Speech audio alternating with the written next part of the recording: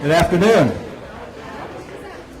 We're going to get going here. I'm sure we'll have some more people join us, but we want to respect everybody's time. I'm Dave Ferguson. I'm the Associate Dean of the College of Architecture and Planning. We are very excited today to continue our relationship with HAP's Emens Distinguished Professorship awardee, SmithGroupJJR.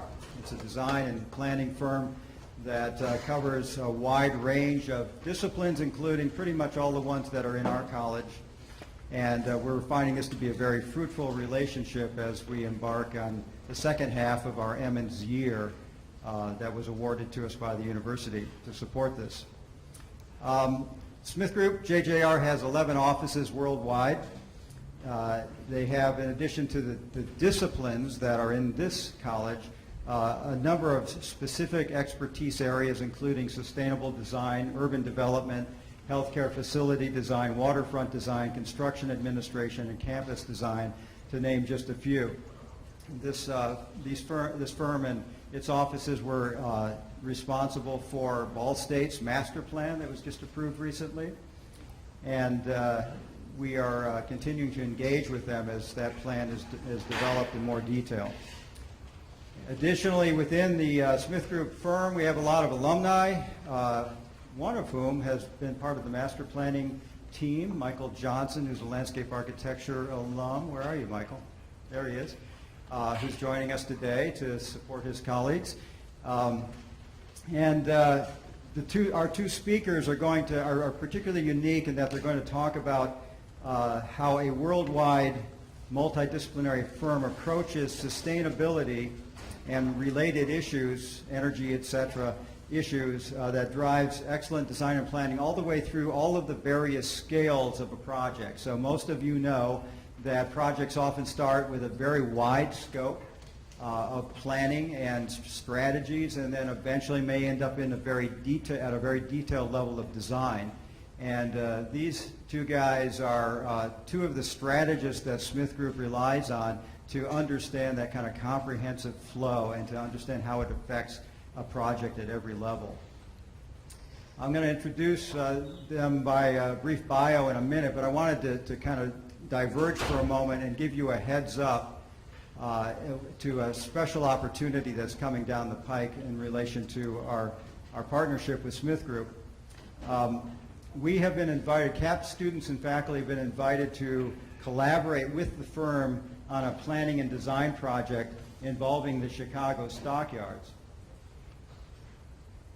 which is a mile square area in the heart of Chicago that is highly underutilized and literally embraces all of our professions in this building and more, and is ripe for a rethinking. And the city is very interested in new thoughts about the space.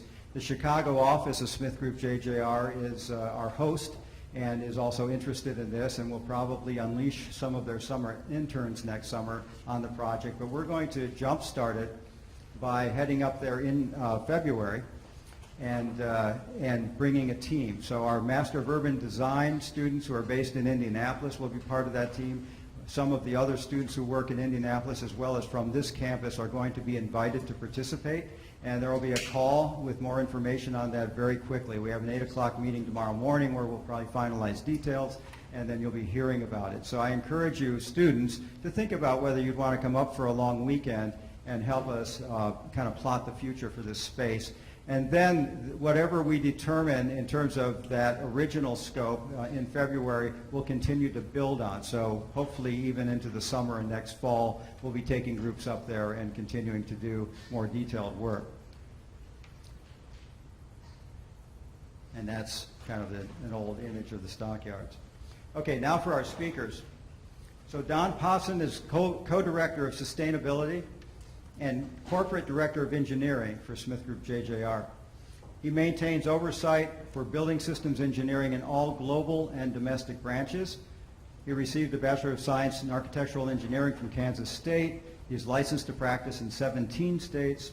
He's a nationally recognized leader in high-performance integrated systems design and has significant experience leading the development of award-winning designs for large and small-scale sustainable projects, including the world's first LEED Platinum building and several net zero energy buildings. He's lectured on the integration of sustainable design approaches at numerous universities.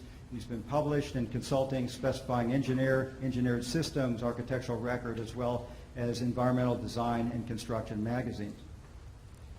Steve Baumgartner is a principal also at Smith Group, and he leads the Urban Systems and Infrastructure Strategy. He specializes in integrated infrastructure planning, energy strategy, and sustainability framework development and implementation. He has a rich history of creating unique solutions to assist his clients in meeting high-performance economic and strategic missions across scales. He teaches and lectures at colleges and universities throughout the country, including a new 3-part class he co-developed on high-performance development at Columbia University. He regularly speaks about low-carbon campuses and pathways for success, with lectures including taking zero net energy from building scale to campus scale and strengthening sustainability action plans, expanding the scope of carbon assessments. So both of them are highly qualified to take us into a realm of strategic thinking about the future of sustainability, how it impacts all of our fields and at every scale. They've got some great stories to share with us, and so let's welcome them. The name of their talk is Sustainability in Play, Working Across Scale and Performance-Driven Economies.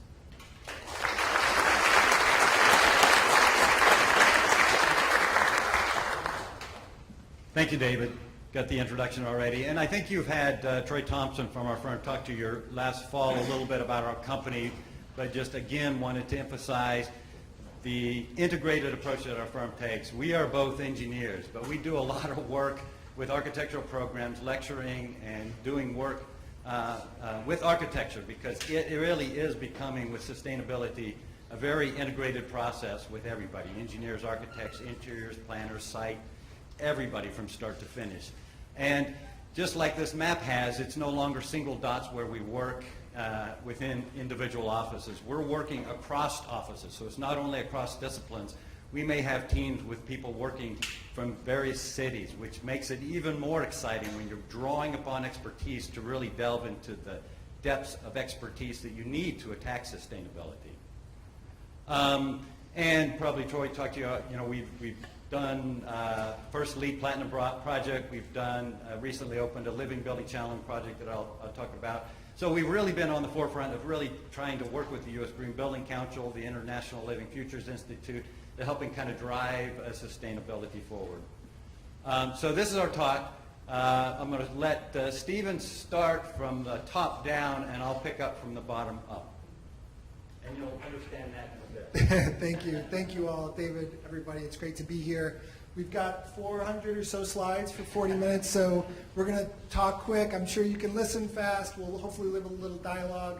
We're around after, but we're really excited to share some of our stories and the way we think about the world. So these are 3 kind of big messages I think Don and I both share, that we believe fully that there is a bold and elegant solution to combine the natural and the built environment. I think that's something we all probably share, but we want to say it over and over again, that there are these synergies that exist, and we need to find them. We do fundamentally understand that universities, institutions need to drive their mission. Whatever that mission is to educate, to cure, to create great places. What are the resources they need, environmental, human, and others, to actually drive that mission? To decouple those things is a mistake, and we need to fully understand what that looks like. And what we do often with our deep bench of expertise within Smith Group and our collaborators is really start to re-engineer our systems, taking technical solutions across scales and people-based solutions and putting them together. It's really important to understand why we ended up in the buildings and infrastructure and cities that we live in, and what it means to re-engineer not just the built environment, but the processes that got us there. And we're going to talk through some of those. Scales comes up. I think of the world in oftentimes and communicate around 3 major scales. Of course, oversimplification, but this is really important in our work. One is the building scale. We build buildings, and buildings sit within context of systems. Buildings have walls, and their interplay of people and place is critical. Buildings sit within larger campus and district systems, right? Energy, water, technology, people flows. So we're constantly looking at what we call the 10 system, where stuff comes from and where it goes, how buildings in place fit within context of their districts, of their regions. But we also think of the 100 scale, the cities, the people, the governance models, the policies, the behaviors that are driving the outcomes of our places. So when we think of working at and between scales, we're designing solutions at a building, we're helping to think about buildings connected together, but working with people to really understand and inform how places get used, operated, and maintained. And to really do it right, I think, as consultants and urbanists, is to really think about all of those 3 scales interwoven and connected. And this is not working, so bear with us.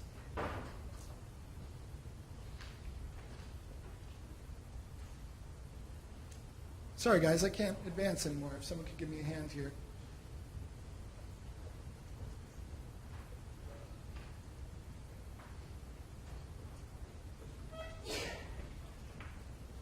So as we get that to work, as I settle down out to get this to work, I think it's really important that we put together the technical solutions. We have great energy engineers, we have great mobility planners, we have great water folks who can think in and across scales, but what we do constantly is try to marry it and link it up with people and people-based solutions.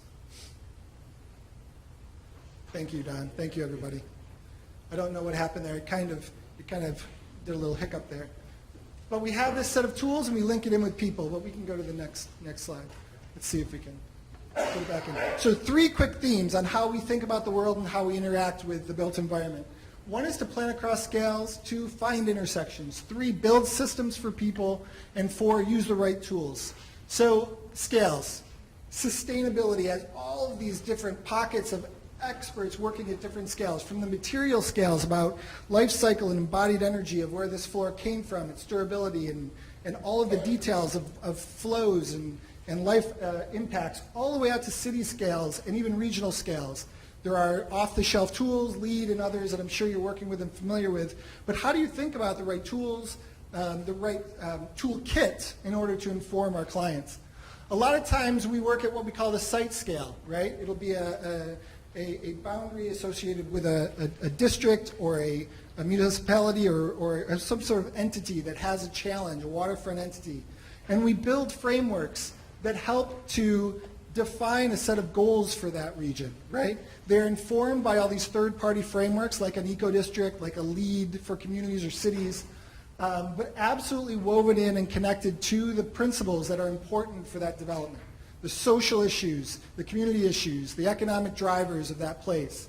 And really important is that those scales start to work together, that we inform decisions that build upon and are really embraced by the initiatives that are happening at a city scale, but also think about the impacts of buildings, of people, and place to really inform and knit those together.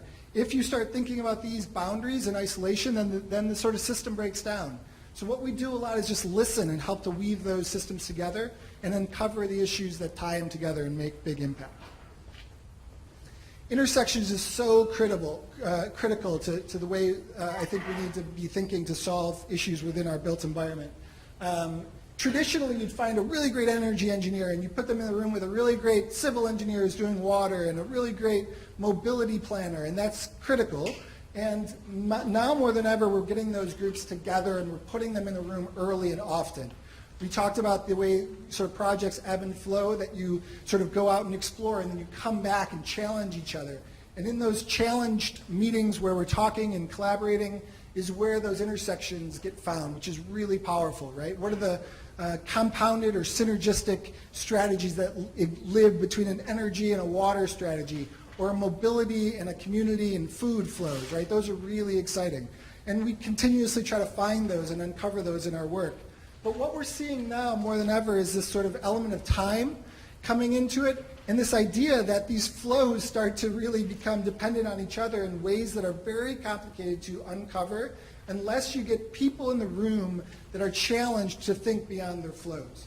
You need energy engineers that really want to listen to and understand people's issues outside of energy flows. You need mobility planners that really want to understand the way green infrastructure connects with mobility issues.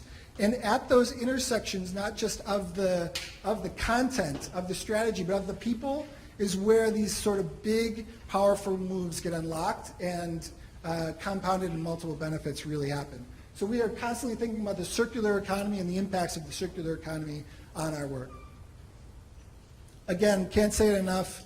As engineers, we spend as much time in models and tools as we do talking and listening. Listening to folks like yourselves, listening to operators, listening to community members. And that is so important in our technical solutions, to listen to what's happening with our communities. And again, balancing these models. You can't just come out of these sort of analytical exercises with graphs and tools without linking it directly to the mission, right? To the strategic mission of what an entity is trying to do and to do to really make great places and successful environments. So engagement exercises, yeah, they sound, we all go through these during planning efforts, and it sounds like check the box exercises just to sort of get in communities, but these are where the technical pieces happen, not just the analytical tools. It's really getting in, listening, and finding engagement exercises, which we love to do and do as a firm. We talked a little bit about process earlier today with some folks, and I just wanted to emphasize how important process is to our planning and thinking across scales. And I wanted to show you one process diagram from a client that shows a little bit about how we think and the sort of the wide range of issues that affect our work as we go forward. So, we initiate, we grab information. A lot of times it's data, a lot of times it's qualitative stories about what's happening on a campus. It could be energy, it could be water, it could be classes, class space, etc. And we gather it and create business as usual projections about where an entity would go with a similar set of policies and protocols as they're currently using.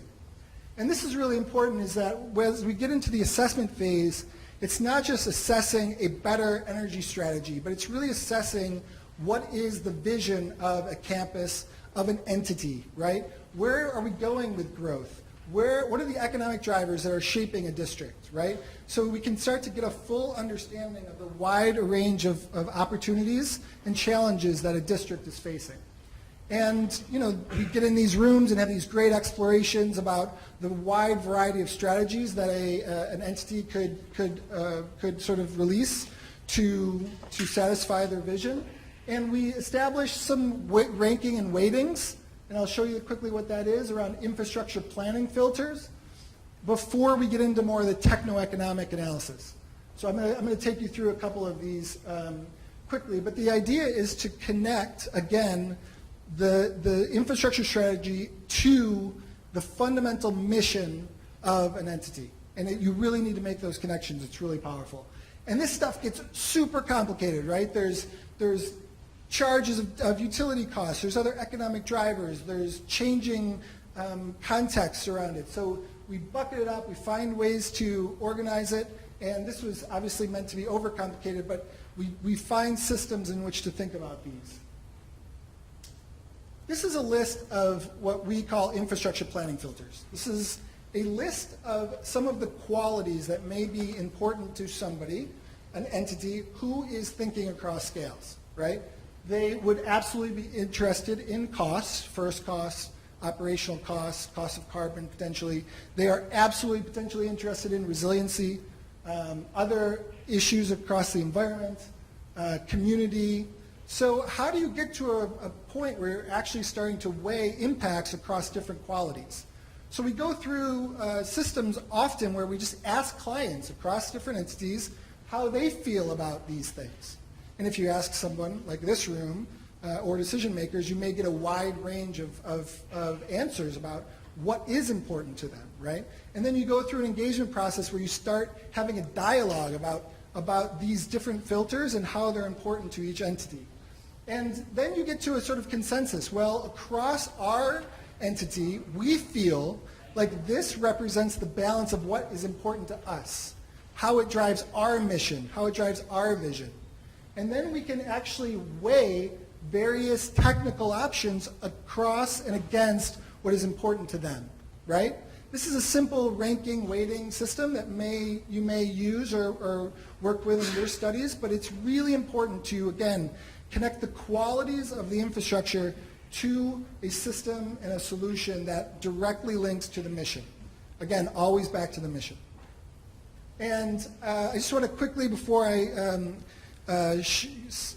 hear from Don and some stories more at a building scale, this is one example, right, where this was a waterfront corporate campus where we were thinking about connecting brand to place and how a infrastructure and a strategy, systems approach strategy would drive the brand in a variety of different ways. So the balance of energy, water, landscape and ecology, security, education became this really rich set of opportunities for this one particular client. And over a series of these workshops and engagement efforts and techno-economic analysis, where we really run some more detailed evaluations, a scenario started to evolve where we were actually using the bay. We were pulling water from the bay, we were capturing its heat, rejecting, at some points of the year we could use it more like a cooling tower, basically condense the water and reject heat back to the bay. In other times of the year we could actually use it like a chiller, where we could actually use it for direct cooling. But actually by taking water out of the bay, we realized that there was tremendous ecological benefits to the cleaning of the bay and creating all of these amazing connections to the waterfront. Then when we had this water, we said, well, we could just dump it back to the bay, but what should we do with it? Well, we actually started to work with solutions in and around the built environment to make it educational and didactic with the landscape, but also multiple benefits with landscape reduction, irrigation reduction. And then we realized that there was an opportunity to restore an old lake that was on this bay with the water overflow into a connected strategy. So these sort of benefits started to get compounded, and one solution that was fundamental to this master plan became an energy saver and a carbon saver. It became a critical, beautiful landscape strategy. It was an ecological benefit. So one move that really sat in between disciplines was woven fundamentally into the fabric of the plan. It couldn't be decommissioned or value engineered because it was so critical to the success and directly connected to the brand. So this was just one example of many of how we think about these sort of intersections and really try to find the right tools to connect place to brand. So I'm sure there's questions. Thank you for listening to me so quickly. I'm going to pass it to Don, talk a little bit more about building scale, and then we'll hopefully have some time for some Q&A. Thank you, guys.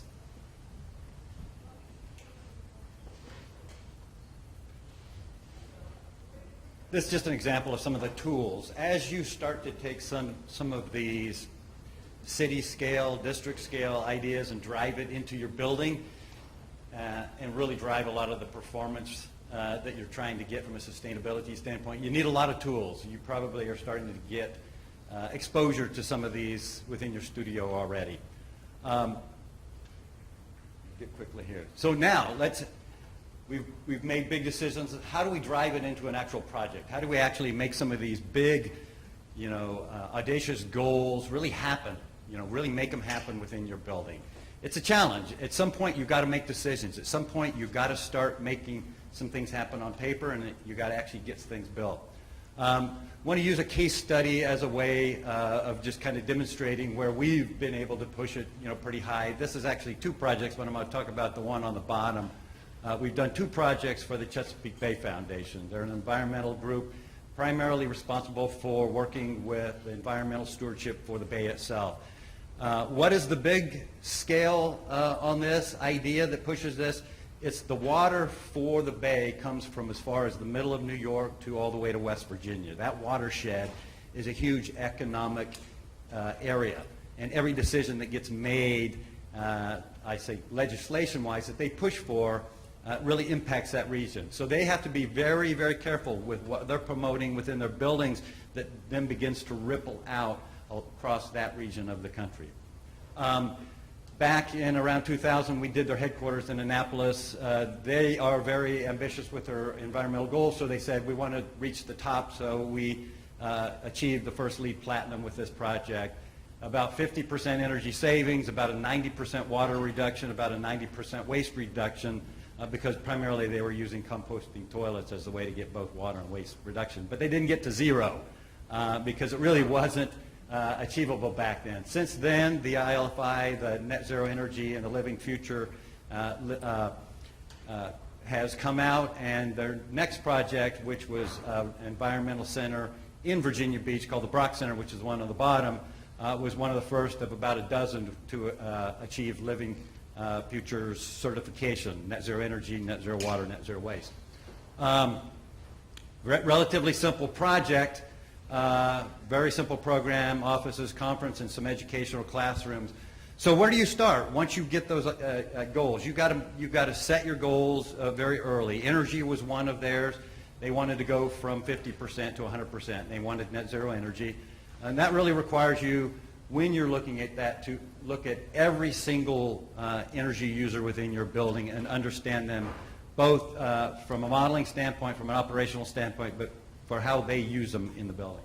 And we start modeling very early. We've now started modeling even before starting concept design. We do what's called a shoebox energy model, and we start conceptualizing with the architects on how to get to targets. So we're already partnering very, very early on the architectural design concepts and even site design concepts if there are energy drivers on the site. And to get, for this project, to net zero energy, we had to drive the EUI from standard building 69 down to 14. So that's a pretty significant drop before overlaying that with renewable energy to get to net zero energy. To do that, if you go back to this pie chart, you can see the ones that are shaded out here are the ones that we've taken cuts out of the pie to get us down to the EUI we need to have net zero energy. You can see the biggest cut is the yellow there out of lighting, typical for any office building. So it takes a very aggressive strategy, starting to use daylighting analysis programs to optimize daylighting to 90 to 100%. When we go with net zero, we try to achieve 100% daylighting within our facilities. And what was interesting out of this project, and this project also moved us towards a little different thinking. It's not just about planning for and designing, it's also about tracking how it's actually operating. And that's beginning to change our own design processes. If you can go and look and see how a certain building or a certain client has used their buildings already, you have a better head start on understanding how to design their next building for them. So we did a lot of metering and monitoring of systems, which really started to tell us a lot more about behavior and how they actually use their building. We really designed this thing for significant daylight harvesting and really low electric lighting energy use, but we found when we metered it, they went even lower. Why? Because it was a cultural thing. As soon as they had great daylighting, they turned off the minimal lights they had. They would rather work in something that was substandard relative to what lighting design standards tell you should design to, simply because they want lights off. It was a cultural change where they saw a big jump. Well, that allowed us to start to think more about how we can downsize systems, downsize equipment based on a cultural change within their organization.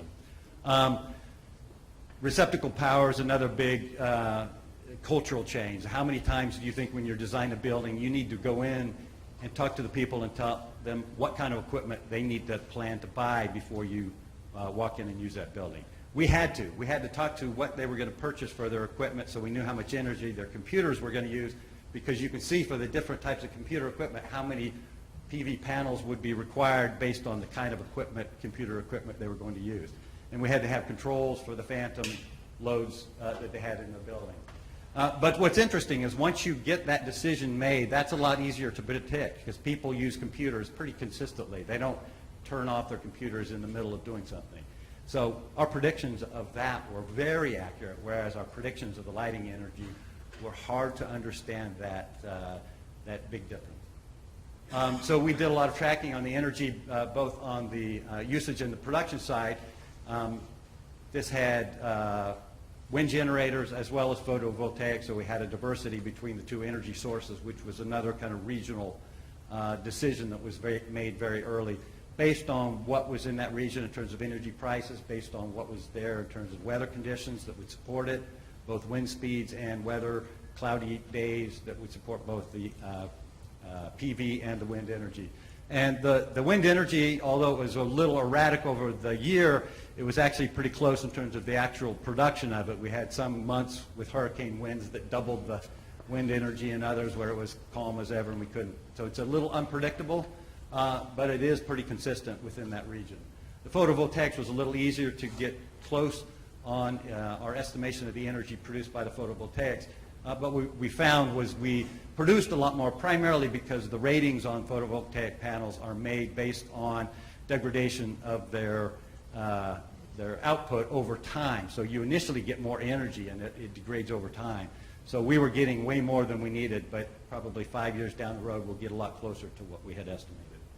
But the biggest thing from a system standpoint when you start to drive a lot of these innovations is that you need to begin to have, as Stephen was saying, conversations about operations and conversations about usage and how people are going to use buildings, because you can't make decisions about some of these that require a different way for them to use a building, a different way to maintain it, unless you get their buy-in. You can't head down that path with design until you understand they're going to accept it.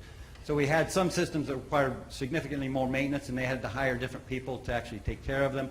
We had strategies in terms of daylighting and natural ventilation control that were somewhat driven by how they wanted to see things visually to decide when to take advantage of some of these passive strategies. So they played into that conversation. Productivity, the huge impact that you get out of a lot of these sustainability strategies. You've probably seen this chart before, the 330-300 rule, where $3 is your utility bill, $30 a month is your rent, and $300 is your salaries. So anything you can do to increase your productivity is significantly increasing your economic viability to push for these sustainability strategies. So we have begun to collect as a company and work with our clients to talk these through early in terms of what's your productivity reason for having more daylighting, for having better lighting control, better ventilation. Ventilation codes went to reducing it for many years because it was energy efficient to reduce the amount of fresh air. We're now going back because we're finding the energy savings we're getting is destroying our productivity by having not enough fresh air and fresh air not at levels that keeps us at a productive level. So it really has driven some of our design decisions. So these decisions have to be made again very early. What is the air quality, your thermal comfort, access to daylight and access to views. And we're now actually, like I said, tracking a lot of this. Not only metering the energy, we're metering the performance, the environmental performance of our spaces. Two different ways. We're doing it both subjectively and objectively. This one we did surveys a year after occupancy, and we also did a lot of testing within the facility in terms of the actual environmental conditions, not just temperature and humidity, CO2 levels, TVOC levels, lighting levels, noise levels, to really determine if we really made good decisions to drive those conditions to good productive levels. So we use survey forms like this and located sensors throughout the spaces that would take this over the year. And in general, we found that all of these sustainability drivers were pushing everything up. The one that wasn't it was driving us into some acoustical problems because of the open office environment and a lot of privacy issues and a lot of the environmental materials which are more reflective and not absorbent. So it's changed some of our design strategy with some of those. This wasn't done as a certified building, but a lot of the principles when this was being developed were developed and used in the project. And ergonomics as well, we're finding a lot of workspace comfort, local heat and ventilation and lighting control, and even right at the chairs, we're starting to look at that in terms of local environmental control to drive some of this up without big expensive systems.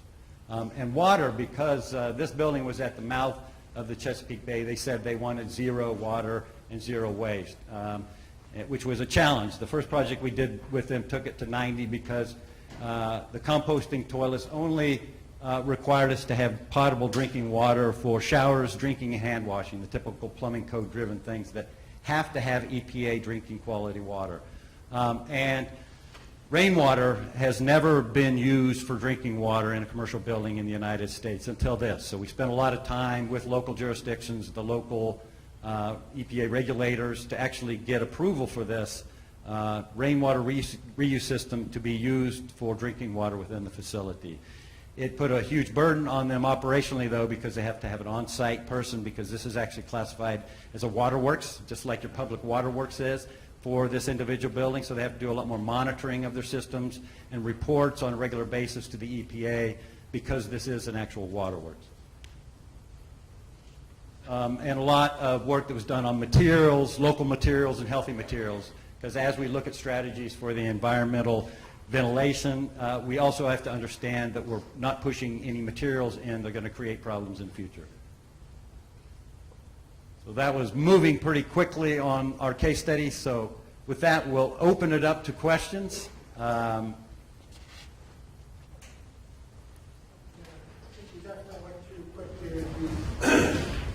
you, guys. We definitely moved through some of those process slides quickly to keep it open. I know there's a lot of great conversations here about process. There's a lot of conversations about scales.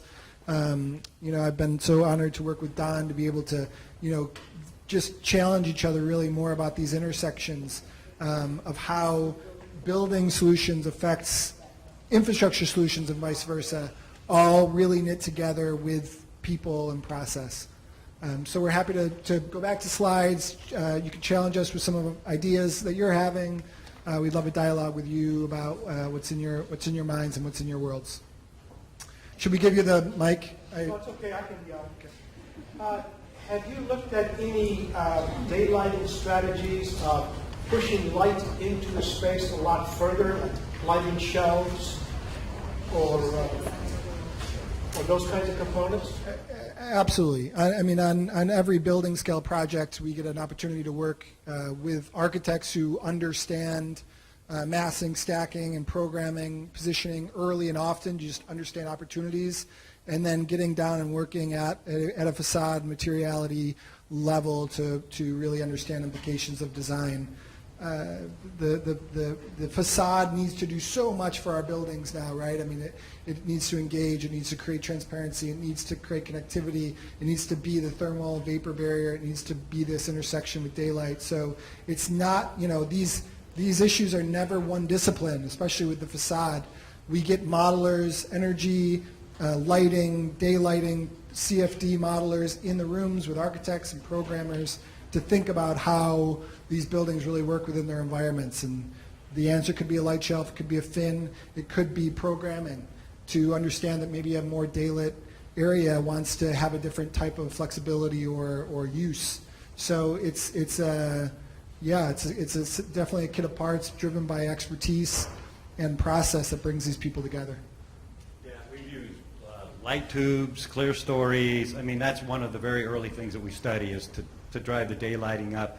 We look at all the options. And it depends on the building type. We're doing a lot of interiors fit-ups even, where we're bringing in light tubes into existing buildings, where we can't really change the facade, but we can drop things on the roof and still bring in more daylighting in a lot more economical fashion.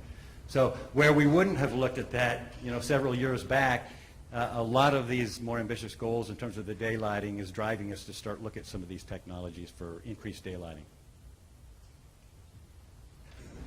Could you talk to the size of team that you typically work with and what the cycle of decision-making and coming together is, how often it happens, what it's like? Yeah, I guess it depends on the scale and the type of project, whether it's a planning project, a master planning project, or a building scale project. We're starting anymore with more at the table anymore with a lot of these sustainable projects, especially if you're looking at the building scale. I'll talk on the building scale. I'll let Stephen talk more on the planning and the master planning scale. So we're having, architects, interiors, engineers, people you don't think are normally needed at those early stages because they're addressing very specific concerns very early. and all of the interrelationships between them. Daylighting isn't just an engineering thing to drive the energy, it's an architectural thing, it's an interior design thing as well in terms of making the interiors planning process work, the programming fit and the test fit of a project. You have to understand, we drive corridors to bad daylit spaces, so the interiors need to know what the strategy is going to be very early. So it's a very holistic team, structural engineers, everyone we can at the very early stage.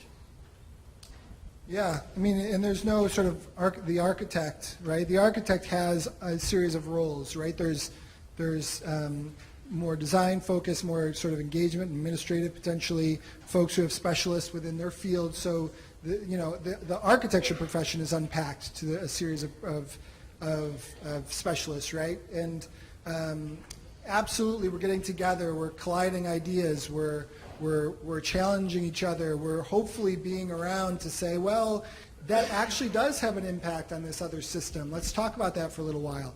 And then typically we'll go off and explore and maybe challenge ourselves, do some analytics, come back together, collide. That sounds negative, but collaboratively collide, and again challenge and just keep on sort of tuning the product to the mission, right? And that happens and across scales. What we every day, I'm in this position. I probably speaking for Don too. We just ask to be at the meetings, right? If I hear we don't need engineering at this meeting, I'll crash it, because more likely than not they do. And they could be anybody. It could be a client, it could be a collaborator. Just an opportunity to say, well, these are the intersections, this is the opportunities that could exist, let's challenge each other to think about it. And the client collaborators that I think are doing it right, and we believe we're at the top of the list, are those groups that invite. They invite collaborators that may not be the obvious 3 people in the room to explore. And if you don't get those environments happening, then I think opportunities get missed, and I think success is not as great as it could be. Just wanted to add on that. I mean, just as an example, your question on the daylighting, it used to be that we knew specifically within our firm who was going to do the daylighting analysis. It was more of an engineering, performance-driven type of task, so you would bring them in, do it at a certain time of the project. That's not the case anymore. Our architects can do daylighting analysis, our engineers can do daylighting analysis, our interior designers can do daylighting analysis. So you need to get everyone together and understand who should be taking control over that performance itself, and who's going to do the modeling to create the options, who's going to do the modeling to analyze that actual data that comes out of it, and who within your group and your team needs to be there to take responsibility for that. So it really does require you to bring folks together on some simple little design task like analyzing daylighting. Yes? You guys talked about the building or having the cultural shift in the projects. Is that sort of a result of the Strategist working with a located client, or do you find yourself needing to sometimes push that cultural shift, teach them to do The question was about cultural shift. Is this something that's sort of inherent to the client and client type, or is it something that we can push and encourage? And the answer is the spectrum, right? I think a lot of the people that hire us have come in with an idea that they want to do something special and progressive and push, and that's representative often of their entities or institutions, their corporations, their universities. But just as often, people that we work with don't know what it is and where to go. So we are educating, we are challenging, we are trying to think about the place, the building, the campus as a living thing, and give them the tools that aren't just around the built environment, a better light bulb, a better pipe. It's about systems that help to reach success. And that could be an organizational model, it could be a partnership, it could be a better sign, right, to help encourage. So, what I love about what I do is that we're in as many, again, conversations about the better light bulb as we are about a better process and a better maybe organizational structure to drive some of that cultural change. We've got hundreds of stories about what that looks like across the spectrum, but the answer is really it varies with the people we get to work with. Yeah, but wherever possible, we like to dive in immediately with making sure we understand where they want to go for sustainability, even if they don't bring it to the front, and walk them through our process that we think is going to benefit their project, to drive the performance, to drive all of the good things that we're looking for in the project. And a lot of times we end up with roadblocks. There are clients that just, I think they hear that word and they thinking, these guys want to just throw money at my project. That's it. I don't want to hear any more on this.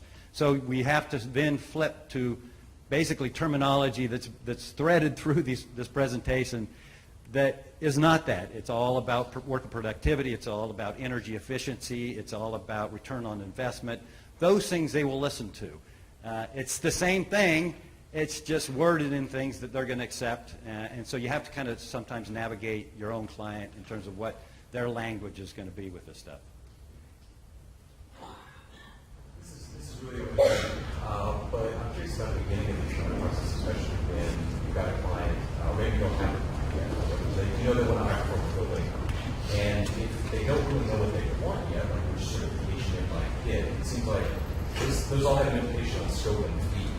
And so when you're competing for a client or a project, and you're trying to figure out exactly what it is that they want, it seems like sometimes the order of that unfolding doesn't necessarily line up with that number of fee. So how do you dance through that and make sure that you don't end up writing it off? Yeah, I mean, how do you understand how far they want to go very early so you can set your fee and know how much time it's going to take, basically?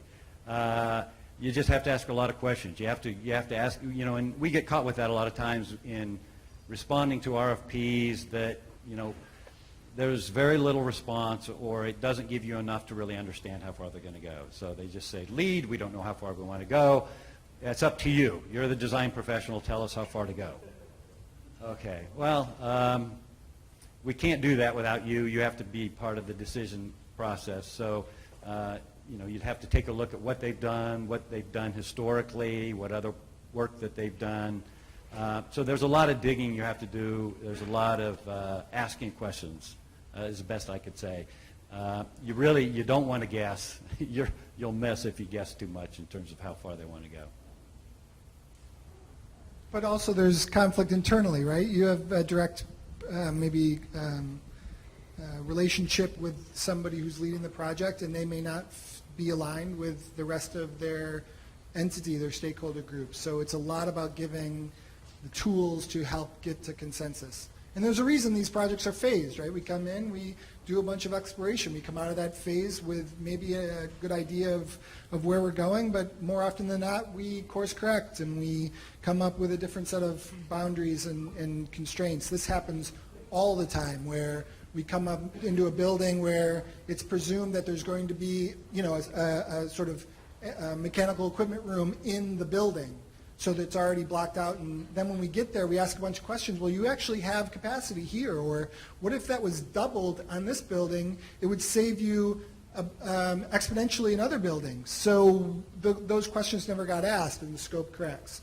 And that happens architecturally, happens systematically, programmatically, and that's why it's not just a series of disciplines, right? We're not architects and engineers. We're consultants more than ever, listening and trying to figure out where to go.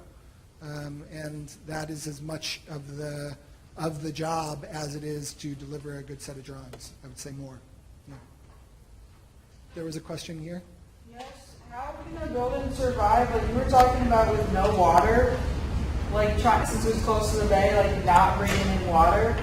How would that building be functional and stay for at least 50 years, if not longer? It's all from rainwater. They do rainwater It's all from rainwater. The Virginia Tidewater area gets a lot of rain. They get 30 inches a year. Now, I'm working out of the Los Angeles area right now. We got areas around California you get 7 inches a year, so we can't look at rainwater reuse systems for net zero water projects. But the Mid-Atlantic gets a lot of rain. It's consistent. It's never stopped. They've had some somewhat drought times, but even that's 15, 20 inches of rain a year. So they get more rain on site that they can capture with their roof than they can use.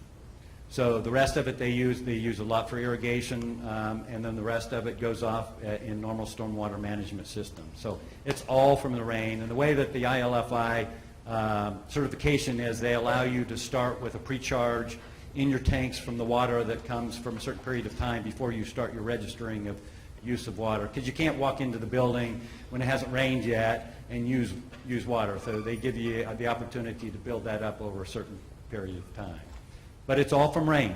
All of the water used in that building is from rainwater. Now, luckily, they get enough that you can look at gray water reuse systems. So you can have sink gray water that comes out, and then you filter that and use it back again.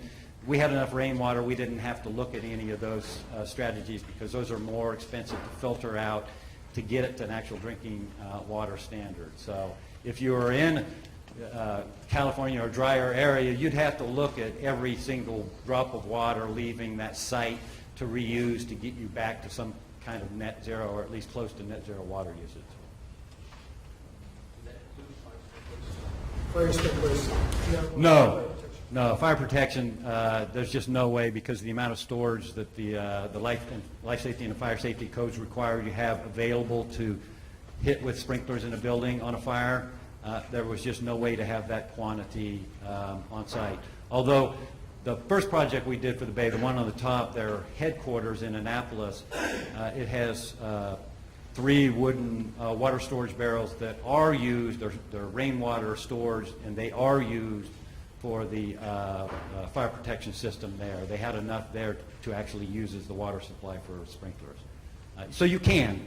But there, unfortunately, we didn't get it to drinking water, so our hand washing sinks were still using a water well that was on site. It was basically the size that you would need for a house. So that building, in their headquarters, the only water that it gets is basically a residential size water well. I can't tell you how important water conversations have been in the last handful of projects at every scale. Architects are challenging us to think about water, water flows, water health, and the intersections of water and health. Energy, these things kind of come and go in the sort of lead and sustainability world, and things get prioritized. Creating really happy, healthy, productive environments, and water seems to be a theme that is just so prevalent, and everybody wants to talk about it, even in areas that happen to get a lot of water. A lot of areas get too much water. We need to deal with rain and inundation and other things. So, and it's not a conversation that goes to engineers always. It's a conversation in these sort of explorations. Let's talk water, water flows, water balance. A better facade is a water conservation measure, right? It's a water conservation measure because a better facade means you use less energy, which means you have less water. I mean, those are connections that are real and exist. So it's a very interesting dialogue, I think, more now than ever. Yeah, and it's interesting because it's landscape architects and engineers are having very deep conversations about water very early on projects now. In fact, we have a project right now in Washington, D.C. that's just finishing construction. It's using a unique technology. We're actually exchanging energy with the sewers of Washington, D.C. So no cooling tower. All the heat from the chiller gets dumped to the sewer system. And in the wintertime, we're pulling heat out of the sewer systems into the building. It's called sewage wastewater heat exchange. The one big advantage that people hadn't really thought about is that allows us to get rid of a cooling tower on a 170,000 square foot office building. That's about 1 million gallons of water makeup use a year for a cooling tower. Potable drinking water that gets used to go into a cooling tower. The challenge on the project, though, all of a sudden we got rid of 1 million gallons of water use, and we had really ultra-low plumbing use within the building. But the stormwater environmental regulations in D.C. requires us to hold our stormwater on site So we're required to have a huge water storage tank for rainwater. Well, on one hand, we did a good thing by getting rid of not needing to use water in our cooling towers. On the other hand, we now have to hold all this rainwater because of the stormwater regulations. So we actually went back and forth with the client. Do we just use this rainwater and have hardly any tank at all and just make sure that it goes into the cooling tower so we don't have this big tank, or do we have the big tank and get rid of the water use in the cooling tower? It was not a simple answer to make. And the landscape architect, the engineer that was designing the systems, the civil engineer that had to do the stormwater management calculations and drawings to submit to the city had to get involved, and the owner had to get involved to decide which strategy was important to them. What was the message they were going to send with the sustainable strategies? And some of these are a little bit conflicting, just like that example, in terms of what you want to do for a project. You've each been exposed to hundreds of projects, and each of you talk about the most interesting project you're looking at or about to look at.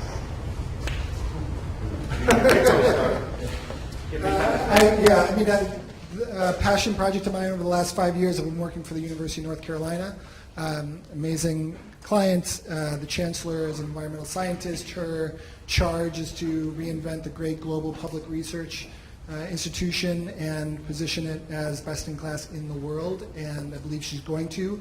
A key part of that strategy and her strategic plan, the blueprint for Next, is a series of initiatives, and one of those initiatives is what she has called the 3 Zeros initiative: climate neutrality, water neutrality, and zero waste to landfill. So we are working with a big set of diverse stakeholder groups within the university to uncover the technical issues that make that a reality, and all of these other pieces that make it a reality as well, like behavior change, like celebrating wins, like connecting with the community, like leveraging academics. So you can imagine the intersections between those 3 zeros. You can imagine how scalar it is, and to be able to connect across a huge set of community groups to really make it a reality has been the types of challenges that I love, and has been really, really fantastic.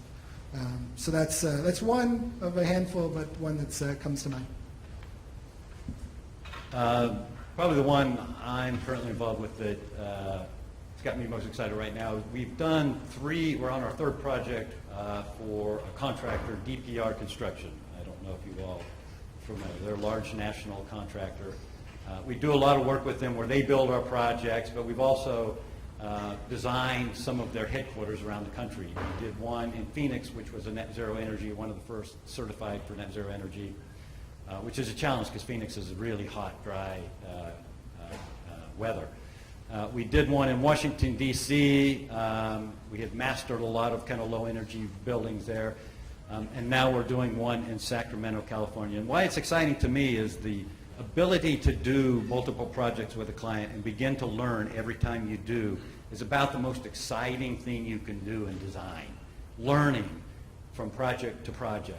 And when you can have ones where you can do literally the same thing over and over again, and doing things that you don't do on a regular basis, so you have the ability to kind of learn from them and test them and refine them as you change some of those design strategies. It's never perfect, so I love when we find things that just don't work and we can move away from them, or that we absolutely never thought would be as good as it is, and we latch onto it and start to push it out on other projects. So I'm really excited about that one, to try and push for more opportunities. Do you mind if I just say thank you? First of all, thank you for having us. This is a quick hour for us, but I really appreciate it. And just leaving my sort of thoughts, you know, I work with so many architects that don't understand the power that they have in really uncovering the systems in which their buildings and their places live. And it's a really big void in our industry right now, where architects are building sexy boxes, but they're not satisfying issues that are connecting these boxes to our communities. And I would encourage all of you to really just get in rooms, think at scales, understand the systems in which your projects live, and really challenge yourselves to think in between these disciplines for bigger value. That's just one thought, but thank you again for having us, and it's been fun. Thank you.